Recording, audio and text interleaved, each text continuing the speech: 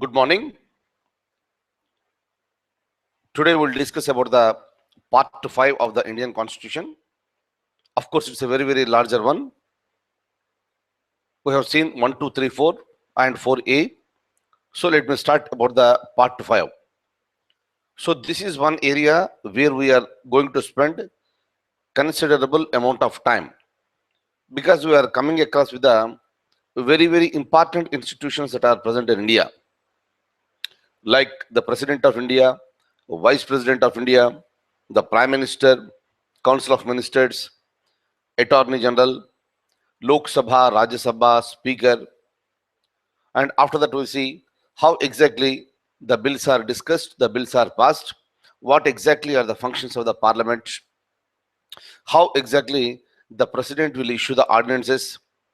Later we'll see the functions of the Supreme Court. So many things will come into picture. And at the end of this part, we'll also see about the Comptroller and Auditor General. We use the word CAG, Comptroller and Auditor General. So like this, various institutions are present here. So we'll try to have a discussion regarding each and every one. And kindly see here, I told you, the Constitution has been divided into parts. In the similar manner, some of the parts have been divided into chapters. Hope you are getting me. Some of the parts are divided into chapters. For example, part 5. Part 5 itself has been divided into chapters. There are 5 chapters in this one. Again, group of chapters put together is called a part. So within each chapter, we are putting some articles together, institutions together, and we are going to have a discussion. Let me give you a brief description regarding the part 5 and all the chapters that are present here. Now, let me talk to you in these terms here. So I am going to talk to you about the part 5. And the title of this part is the Union. In this Union, so again I told you, meaning whatever I am going to speak to you now, that is exclusively related to the central government. And with respect to the central government, we have divided this particular part into 5 chapters. Now I am going to talk to you about the chapter 1. In this chapter 1, I am going to talk a subject called the executive. So whenever we are dealing with this again, so some articles are put together, that is called chapter 1 in part 5. For example, in the chapter 1, the executive, we'll be discussing about the President and the Vice President. Like when I talk to you about the President of India, what are the articles that are associated? What is the executive power of the Union? What is the election of the President? How the election of the President will take place, the term of the President, eligibility for re-election. So many things are there. And what are the qualifications for the election of the President? Meaning everybody cannot contest in the election of the President. The Constitution has given certain qualifications. What are they? So we'll be learning like this. Okay, let me go through this one. And in this particular chapter 1, so we are going to complete the discussion regarding the President and the Vice President. And immediately after that, we'll see the Council of Ministers, meaning the group of ministers. So this is the place we will be discussing so many things about the Prime Minister and other ministers. Immediately after that, Constitution has given another important office, that is the office called Attorney General. This is another important office. Who exactly is this man? Who appoints him? What are his functions? Everything we are going to understand when we talk about the Attorney General of India. Once this is over, that is considered to be the end of chapter 1. Chapter 1 in part 5 of the Indian Constitution. Kindly follow me clearly. Why I am trying to explain you in such a detailed manner, especially for all the people who are preparing for the civil service examination. Whenever you are writing any article in the examination, if you can kindly mention what is the part and what is a chapter? If you can mention, it will be an added advantage to you. So because the more knowledge you have, the more depth you can go into the subject. The more depth you can go into the subject, more comprehensively you can understand, so that you can present yourself in a better manner. That's the advantage. That is the reason why I am trying to go into such a detailed manner, expecting that you will all remember whatever I am telling you. Now, once this chapter 1 is over, we'll discuss about the chapter 2 of the Indian Constitution. Sorry, chapter 2 of the part 5 of Indian Constitution. So this is the place where we are going to talk about the parliament. What is parliament? We have already seen Lok Sabha, Rajya Sabha and the president. So here in this particular chapter 2 of part 5, we will be learning completely about the parliament. Like, what is the constitution of parliament? What is the composition of the council of states? What is the composition of the house of people? Composition in the sense, how many members are there, from where they are coming?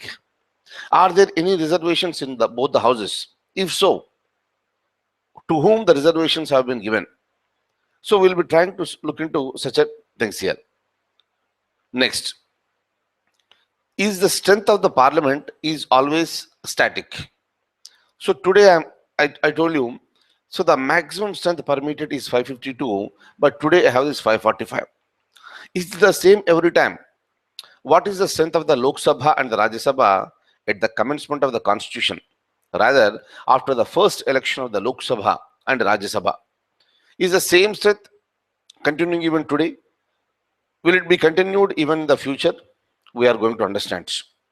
And regarding qualifications of each member of the parliament, constitution has given everything very clearly. Sometimes you'll also come across with the words session of the parliament, and who will summon the session, and who will prorogue the session, and what is the duration of the session, what exactly is the meaning of the session. We are going to understand so many things, and what exactly they are going to do in the parliament. And apart from this, we also have some people called officers of the parliament. I am talking to you regarding chapter 2 of part 5 of the Indian Constitution. When I have parliament, I have both Lok Sabha and Rajya Sabha. For each house, we have the officers. And who are these officers? These officers are nothing but the people who execute the most important responsibilities of the Lok Sabha and Rajya Sabha. The constitution has given the officers. That's the reason why if you go to Rajya Sabha, the upper house, there we have chairman and a deputy chairman. Both are mentioned in the constitution. In the similar manner, in Lok Sabha, again you have speaker and deputy speaker. Where from they are coming? Is it election or nomination or selection? So we'll see all the points when we come to this topic. And what are the powers of the each office? When speaker is there, what the deputy speaker will be doing?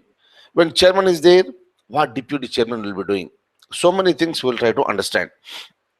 And for performing the responsibilities of the speaker or the deputy speaker, the constitution has created something called Secretariat of the Parliament. This is one very, very important institution. Rather, this is considered to be the very, very powerful part within the parliament. Without the support of the Secretariat, the parliament cannot function. But what exactly is this? Who are the people present in this? Let us try to understand in this particular chapter. Kindly, I think, hope you are getting me. I am trying to give you the overall analysis what we are going to discuss for a period of time in part 5 of the Indian Constitution. How exactly the members will perform the business in the Lok Sabha and Rajya Sabha. How they will vote. If there is a vacancy of the seats in the Lok Sabha, Rajya Sabha, what will happen? If there are any disqualifications, what do you mean by disqualifications? Once a person is elected to the Lok Sabha or the Rajya Sabha, at any time he may be disqualified. And what are those disqualifications are also mentioned in the Constitution under Article number 102. But who decides this disqualification? Again, we'll try to understand over a period of time. Now, what are the powers and privileges? What are the legislative procedures? How exactly the bills will be introduced and the bills will be passed? We have understood these points in our day 1, day 2 sessions. We'll try to understand more when we come to these areas. Next, when it comes to the money bills, what are the procedures that are available? Every time, every year, especially in the month of February, we always talk in terms of the concept called budget. What do you mean by this budget? What is the name that is referred in the Constitution? That is called annual financial statement. Let us understand all these points. Next one. So what are the procedures generally they are followed? And once we and sorry, another important point what we see is that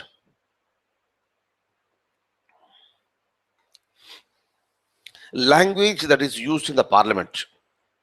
The people in the parliament, they are coming from different corners of the country. Can everybody speak English or Hindi? Obviously no. But how do they speak? Are they permitted to speak any other language? Yes, they are permitted to speak other languages also. But the condition is that they have to take the permission from the chair. What exactly is that? Again, we'll be understanding during our discussion. Apart from this, the legislative powers of the president also we are going to discuss. See here nowadays we have a concept called ordinance, which is very much there in the discussion. This concept of ordinance is present in Article 123 of the Indian Constitution. Now here we'll try to understand what exactly is the meaning of the ordinance, how the president will promulgate, how long that will be there in the operation. Everything will be understanding when we talk about chapter 3 of the part 5 of Indian Constitution. And remember, in the examination, if you can better write, the ordinance is mentioned under chapter 3 of part 5 of Indian Constitution. So it will be an added advantage. So elaborately, if you are giving it, so there is a possibility of impressing. Next, after chapter 3 is over, we'll come across with chapter 4, where we talk about the Union Judiciary. It is nothing but the Supreme Court. So many points are there with respect to Supreme Court. What is the establishment and the Constitution? How the judges are appointed? How they are given the salaries? What are their functions? Where is it located? Everything will come to know when we talk about the chapter 4. So again, it's a bigger discussion. So many articles are associated with this. Once this is over, is the reason of starting from Article 124 up to Article 147, we'll be talking about the Supreme Court. And the last chapter in part 5 is the chapter 5. Chapter 5 of part 5 talks about another important office that is called Comptroller and Auditor General, CAG. And who is he? What are his functions? Everything will be understanding this. But kindly remember, part 5 is very, very important for our discussion and also for our examination. Of course, every area, every word is very, very important. But why I'm specifically talking about the part 5 is that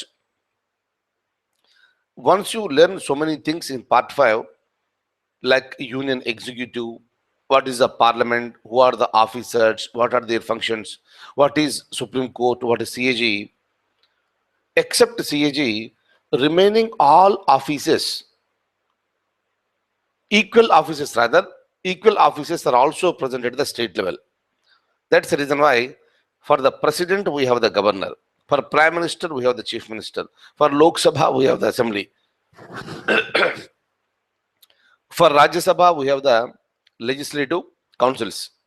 So like this, we have various offices at the state level. While discussing about the part 5, we'll come to know about the lots of terminology. Understanding the terminology is important so that when we discuss the next part, that is part 6, where we are going to talk about the states, it becomes so easy for us to understand. Hence, let's understand part 5 of the Indian Constitution. We'll go chapter by chapter. First, let me have a overall discussion regarding the part 5. Later again we'll come back and we'll divide this into chapter 1, 2, 3, 4, 5, and we'll go for an elaborate discussion. Okay, right. So now, we'll try to have a discussion on this one. So let me open the document for you. In this part 5, I told you already, we have 5 chapters. First chapter, I'm going to open it for you. Just to stay here.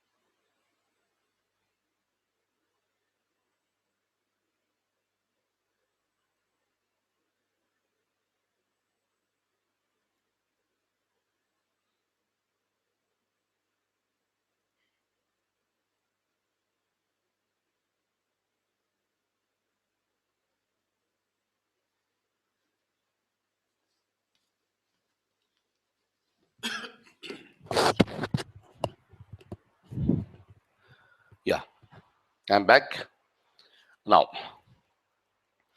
So we'll have a discussion regarding this president and vice president, prime minister, everybody is mentioned in chapter 1 of part 5. Now look at this.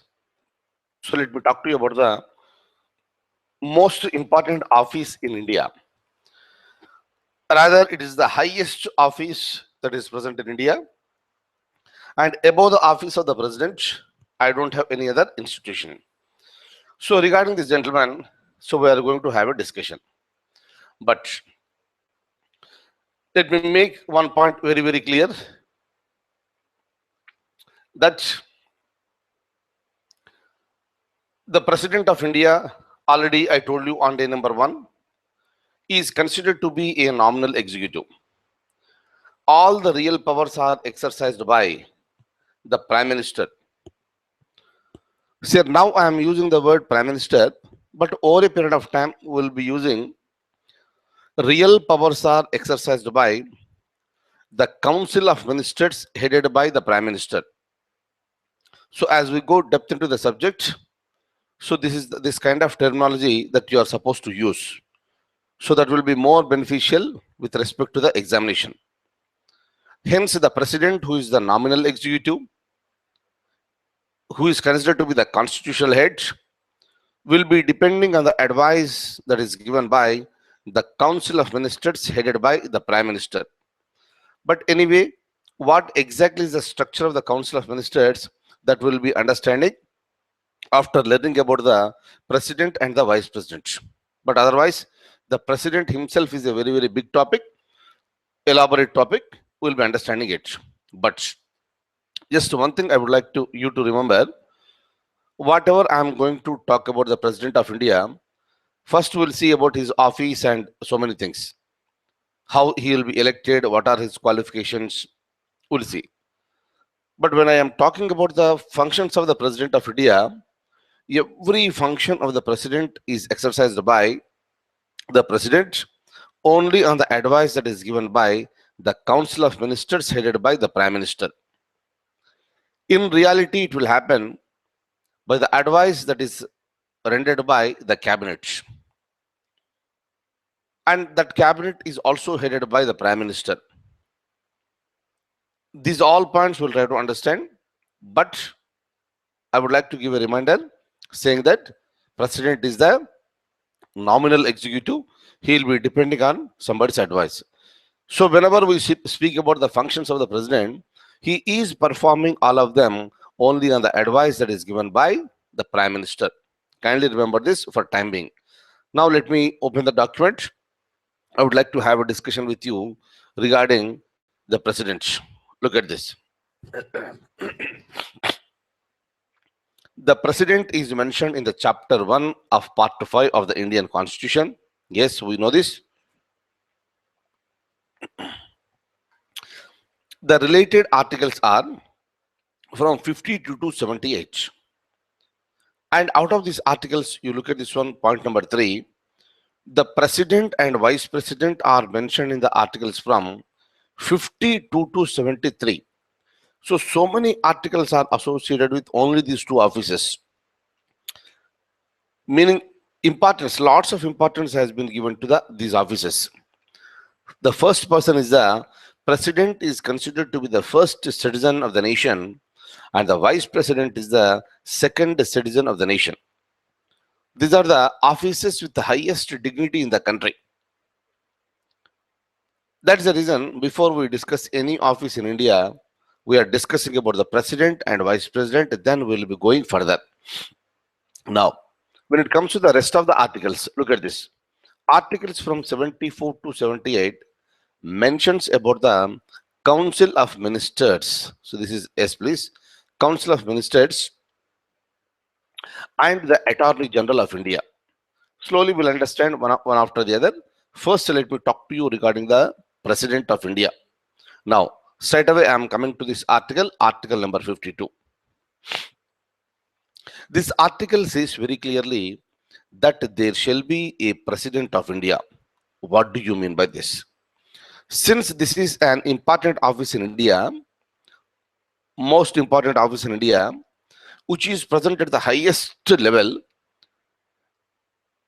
the Constitution expects that every time there shall be a President. I told you some time back, whenever I am using the word shall, it is a compulsion. So at any given point of time, that office should not be vacant. Every time the President has to be there. Because of any reason, if there is a vacancy in the office of the President, then immediately Constitution has provided a provision that another person will be occupying the position of the President and he will be performing the responsibilities of the President of India. That is the meaning of the word shall. There shall be a President of India. Okay, now again I will open the document. I'll show you these points. Look at this. The President is the head of the Indian state. Kindly remember, when I am using the word state here, I am not referring to the geographical area. You know the meaning of the word state. I explained you as elaborately as possible. The definition of the state is given in two articles, Article 12 and Article 36. Right? Repetitively, we are using this word. Hence, let me not explain this again. And when it comes to the President here, he is the first citizen of India, I told you.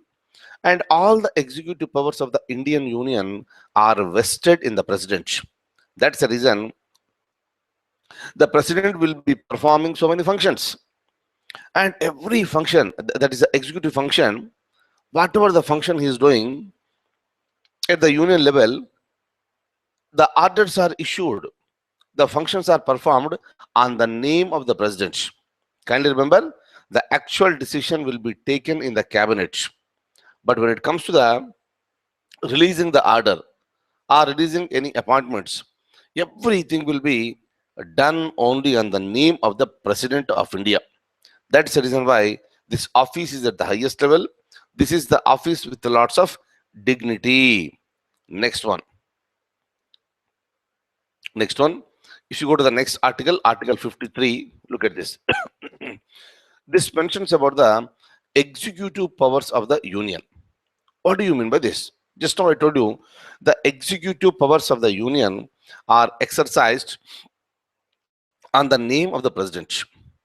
And look at this, Article 53 saying that all the executive powers of the President are exercised by him either directly or indirectly. This is what is the theme, actual theme here. President may be performing certain functions on his own, or he may be depending on somebody, and they are called the subordinates. Who are the subordinates to the President of India? Since the President is at the highest level, every person, every other office, like starting from the Vice President, Prime Minister, down to the level of any office, every person is considered to be the subordinate to the President. Am I clear? Now, look at this, Article 54. This Article 54 talks about the President is elected by an electoral college. Kindly remember a few points. I would like to talk to you regarding a few points here. We are coming across with a word called electoral college. The meaning is so simple and direct. When we are discussing in the initial days of our Indian polity classes, I was using two terms. One is the direct election, second one is the indirect election. I told you during that time, direct election means it is the people we are going out and we will vote in that election. When it comes to indirect election, so we don't vote. In fact, on behalf of the people, somebody will be voting.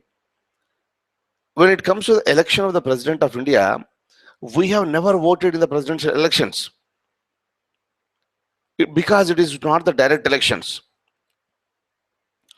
Even in the Constituent Assembly, at the time of framing of the Constitution, some of the members, they have expressed their opinion that why can't the President be elected by the people of India directly. But on the other side, we wanted to have India as a parliamentary form of government. If it is parliamentary form, the President will be having the nominal powers. But if you try to elect the President of India directly, then you need to give real powers to the President of India. Real powers to the President of India on one side, and the parliamentary form of government on the other side. Majority of the people in the Constituent Assembly, they have bent their ideas and mind towards a parliamentary form of government with a nominal executive called the President. Otherwise, in the name of the parliamentary form of government, you give real powers to the Prime Minister. At the same time, because the President is elected directly, again you are giving the powers. Two power centers at the highest level is always detrimental to the nation. Hence, we have finally decided, let the President be nominal, let he be elected indirectly, and the gentleman on the other side, the Prime Minister, will be with the real powers because he is going to be the real head in the parliamentary form of the government. So this is how the adjustments were made, and finally we have adopted this situation. But in order to have the representation of all the people to vote in the election of the President of India, the Constitution has decided that certain sections of the society, certain elected members of the people, only those people were permitted to vote in the election. Hence today, the number of voters in the election of the President of India is 4,896 members. 4,896 members. They are present across the country and they'll be voting in the election of the President. Now let us see. I would like to show you who are all the members in the electoral college. Kindly remember, When I use the word electoral college for the election of the president, these are the group of members who are permitted to vote in the election of the president. That's it. Now we are trying to know who are these members. Very, very simple. Just remember this. Now I'm coming across with the four categories of the people. 1, 2, 3, and 4. Who are they? Now we'll try to understand. Right. I'll just open the document and I would like to type something here for our understanding. Now, look at this. When I'm talking about the elected members, just remember, I'm just typing it here. Have a look at this. First house, the important house what I have in India is the Lok Sabha. And apart from this, I also have another important house that is called Rajya Sabha. And another important house we use is assemblies. Assemblies are present at the state level. And apart from this, in some other states, we are also called legislative. We also have legislative councils. Right? So these are the four important offices what we have. But kindly remember this one. When it comes to the Lok Sabha, Rajya Sabha, this is one institution at the highest level. And every state has got its own assembly. Every state must have its own assembly. That is number 2. But when it comes to legislative councils, we have already seen legislative councils are not present in every state. Hope you agree with me. That is the reason why deliberately legislative councils were avoided. Legislative councils were avoided. Hence, in the electoral college, legislative council members are not permitted to vote in the election. That is the reason I'm just removing it. For the sake of your understanding, I have written 4 names here. But in the beginning itself, I am eliminating legislative council, meaning whoever is present in the legislative council, those members are not the members of the electoral college. They are not permitted to vote in the election of the president. Am I clear? Now, I am left with the Lok Sabha, Rajya Sabha, and the assemblies. But in Lok Sabha and Rajya Sabha and in the assemblies, we have 2 categories of the members. One is the members who are elected, and second one, the members who are nominated. Hope you are getting it. From 4, I have restricted my discussion only for 3: Lok Sabha, Rajya Sabha, and also the assemblies. And in Lok Sabha, Rajya Sabha, assemblies, here we have 2 categories of the members. One is elected, second one is the nominated. Already we have seen in Lok Sabha, I may have 2 nominated members nominated by the president. Rajya Sabha, not more than 12. Assemblies, not more than 1, nominated by the governor. So these are all the points we know very clearly. But see here, when it comes to Lok Sabha, 543 members, these are the members who are elected by the president, elected by the people.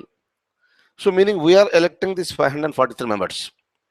So meaning the people of India have the direct link with the Lok Sabha members. Hence they are considered to be the representatives of the people and they are permitted to vote in the election of the president.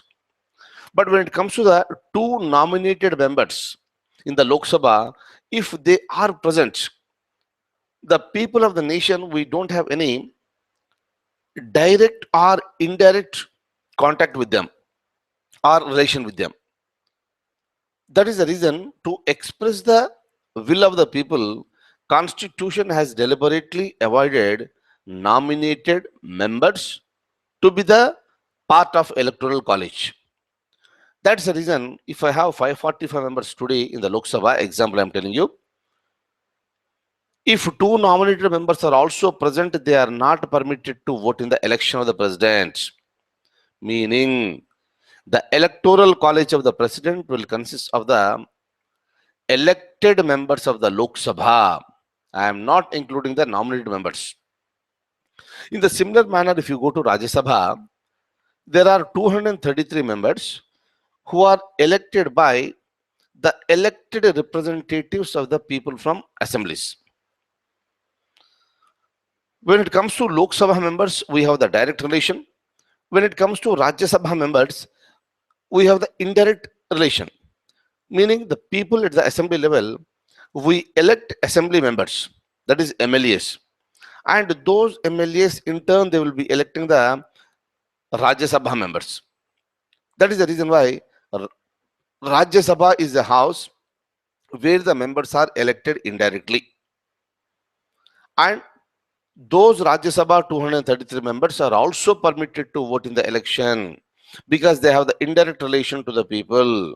But when it comes to the 12 members of the Rajya Sabha, they are not permitted to vote in the election of the president because the people of India do not have any direct or indirect relation with them. That is number two. Similarly, when we come to these assemblies, in every state we have these assemblies. And in each assembly, just a moment.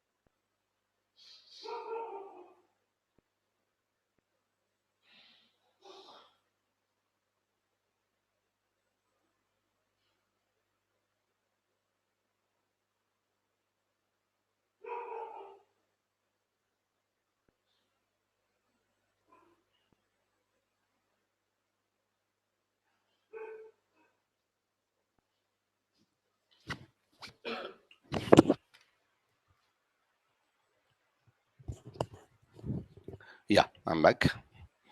Now, so in each assembly, so we have the elected members, and apart from this, we may also have the nominated members.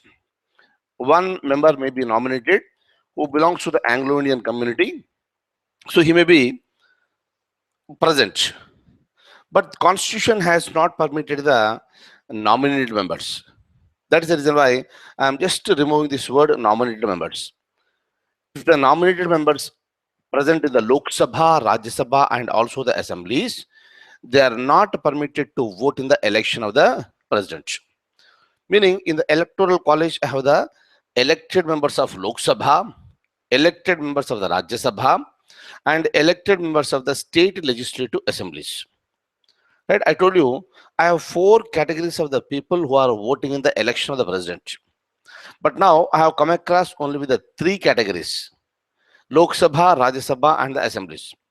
And the 4th category is that apart from the state legislative assemblies, in 2 union territories, we also have the assemblies. I told you this point already. So in Pondicherry and Delhi, we have the assemblies. When it comes to Pondicherry, since beginning, since 1962, there is an assembly. But since that time, the members of Pondicherry assembly were not permitted to vote in the election of the president. But in the year 1992, legislative assembly was created for Delhi. And after that one, we amended the constitution and we permitted even the elected members of the assemblies of Delhi and Pondicherry to vote in the election of the president. Meaning, the members of Delhi and Pondicherry assembly were made to be the part of the electoral college. That's the reason why I told you 4 categories. Kindly remember, in the examination, you need to write 1, 2, 3, 4 separately. Lok Sabha you are writing separately, Rajya Sabha you are writing separately. But when it comes to 3 and 4, just because I am using the word assembly, you are not expected to write elected members of the assemblies.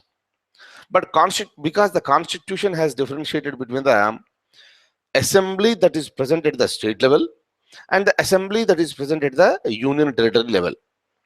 That is the reason When the constitution was amended, a separate clause was added to indicate the members of assemblies of Delhi and Pondicherry will also be taking part in the voting.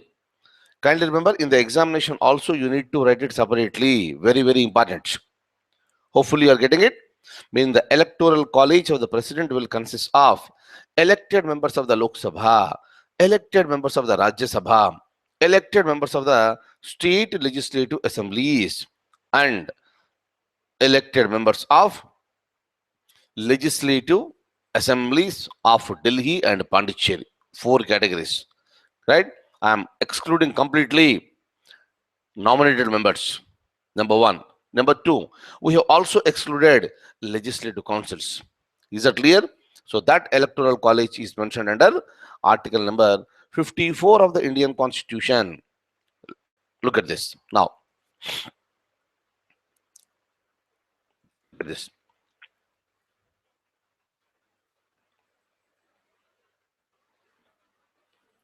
So the president is elected by, look at this, I have highlighted these points here, elected by elected members.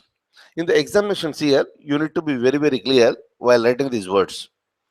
If you are writing, the president is elected by the members of, that statement will go wrong. If you say by the members of, means that may include all the members. You may be including even the nominated members.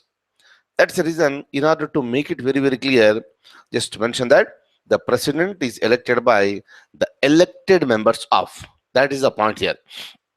Elected members of Lok Sabha, elected members of Rajya Sabha, elected members of state assemblies, and also the assemblies of Delhi and Pondicherry. Clear? And this happened since 1992. It happened through the 70th Amendment. And before that one, it was not there, right? So this is about Article 54, which speaks about the electoral college. Now, next one, Article 55, it says that this article mentions about the manner of the election of the president. Manner of the election in the sense, what do you mean by this? I told you one point, that the president is elected indirectly. The president is elected indirectly. One thing is very sure, we are not voting in this election. When it comes to this Lok Sabha and the assembly elections, what has happened, that is called direct election, where the people are permitted to go and vote, and we are voting for a particular candidate. There may be 2, 3, 4, 5 or 10 members may be contesting in the elections. But as a voter, we go and we vote for a single candidate. We press the button against the name of a particular candidate to whom we like to vote. Then we will be coming out. That is the direct election. But for the purpose of having the representation and the willingness of all the people of the country, another mechanism was adopted for the election of the President of India. Number one, the President is elected indirectly. Number two, the election of the President is conducted through a mechanism called proportional representation by means of a single transferable vote. What is the meaning of this? I would like to explain you in a separate class. Once the president is over, then I will have a separate class here, where I will be spending at least half an hour only on that. By taking the latest example of 2012, in that election, Pranab Mukherjee got elected. He became the President of India. I take the latest example and I will explain you. But the time being, please remember, the President is elected through proportional representation by means of a single transferable vote.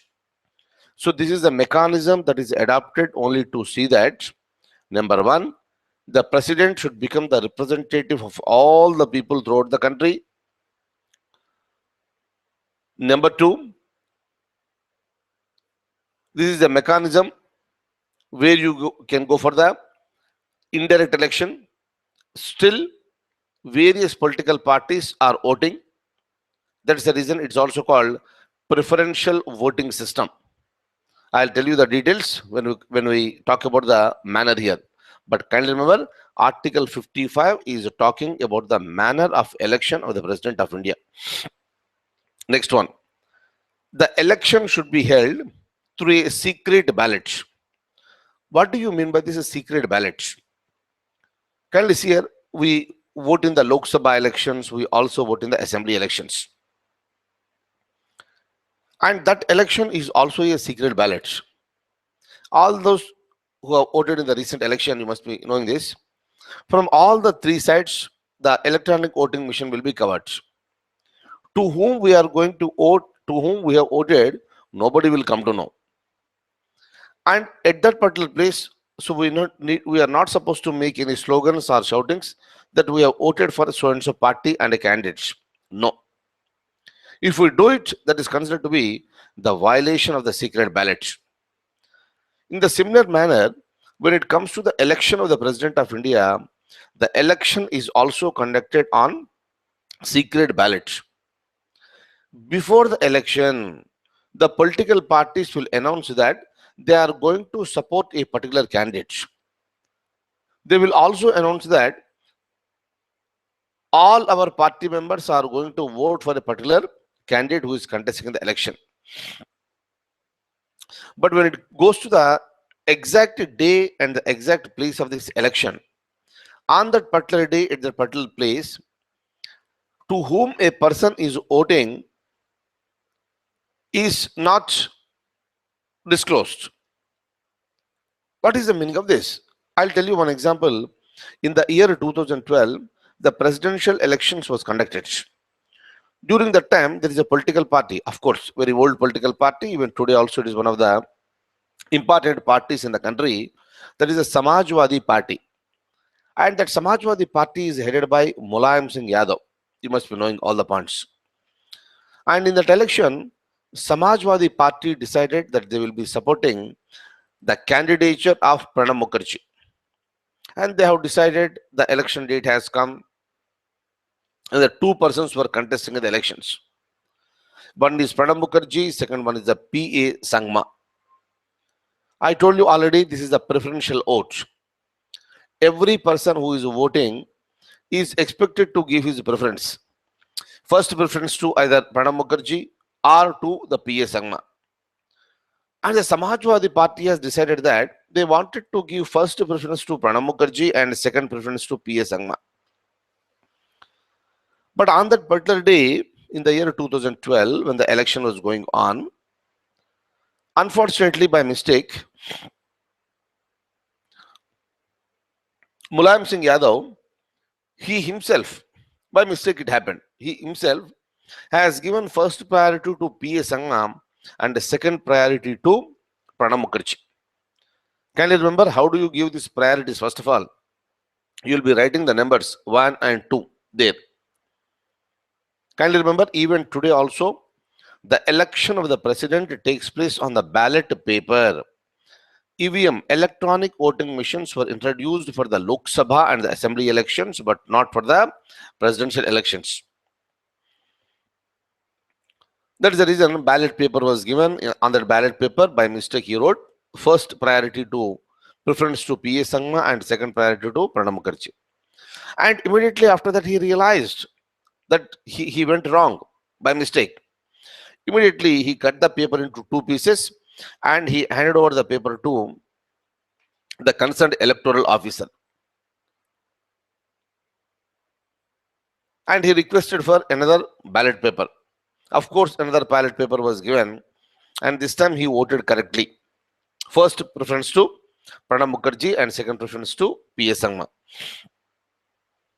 And it is a responsibility of the electoral officer to inform everything, whatever is happening in the polling booth, to the election commission. Election commission took it and they understood that there is a violation of the secret ballot. Because at that particular place, Mr. Mulayam Singh Yadav, because of his act, it is very clear that he violated the principle of secret ballot by announcing that he voted for so and so person. to whom he gave first priority and second priority. That's the reason why at the time of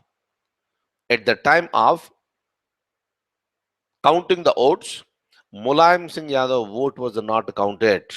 His vote was removed and his vote was not counted.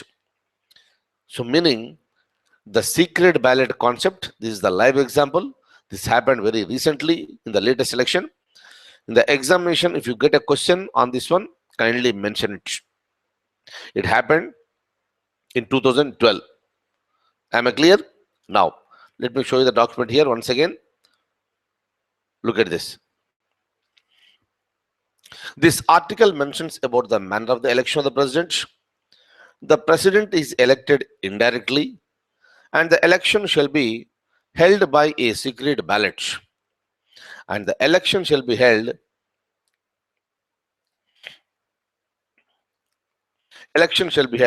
in accordance with a system of proportional representation by means of a single transferable vote.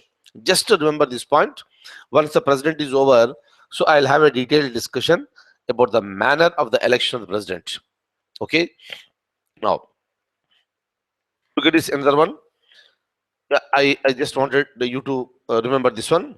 I have given, please pay keen attention that nominated members and all the members of the legislative councils in case of bicameral legislatures are not permitted to vote in the election of the president. Kindly remember this, very, very important. Only elected members of Lok Sabha, elected members of Rajya Sabha, elected members of state legislative assemblies, and elected members of legislative assemblies of Delhi and Pondicherry. That's it. Look at this when it comes to Article 56. This article mentions about the term of the President of India. The term of the President is 5 years from the date on which the President enters upon the office. Correct? Kindly remember this point. See here, this is one place where Indian President is different from the American President. The term of the President of India is 5 years, whereas the President of America's term is only 4 years. Am I clear? And when it comes to Indian President, the same person can be continued. Same person can be re-elected as the President of India any number of terms. Kindly remember, one term is equal to 5 years. One term is equal to 5 years. Like this, a single person can continue as a president for any number of terms, but each time he has to get elected. Am I clear? But when it comes to America, the term of the American president is 4 years, and single person cannot be the president of America for not more than 2 terms. Not more than 2 terms, meaning 4 plus 4, that is 8, or altogether it should not be more than 10 years. This is what the American Constitution says. Is that okay? Now, but when it comes to the president, from the date of entering upon the office, meaning from the date on which he takes the oath of office, he will be continuing in the office as the president for 5 years.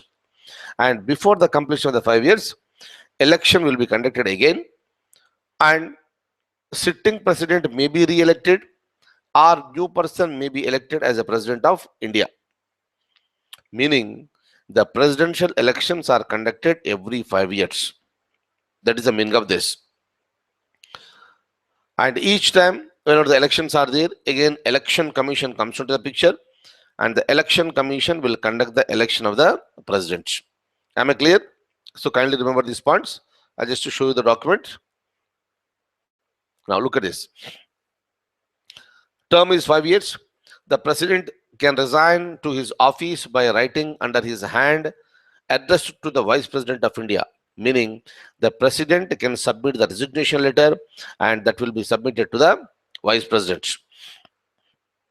And the president can continue to hold office until his successor enters upon his office. So this is the facility that is given by the Constitution. Because of any reason, if the election is not conducted in time, during that time, till the next president comes into the picture, the sitting president may be continuing in the office. Look at this next one, Article 57. Article 57 talks about the re-election of the president. I told you just now, the president can be re-elected any number of terms. There is no problem here. A person is eligible for the re-election to the office of the president any number of terms. Kindly remember this. Okay. So after this, we'll look into the qualifications for the president, and these qualifications we'll be discussing tomorrow. But whatever I told you, just revise this today itself, and this understanding this particular part. Each chapter, I am there in the chapter number 1 of part 5. That is important for understanding even the next part also. Hence, we will be paying so much of attention on this part 5. Am I clear? So thank you so much for being with me this morning. So I'll see you tomorrow morning at 5. Thank you so much.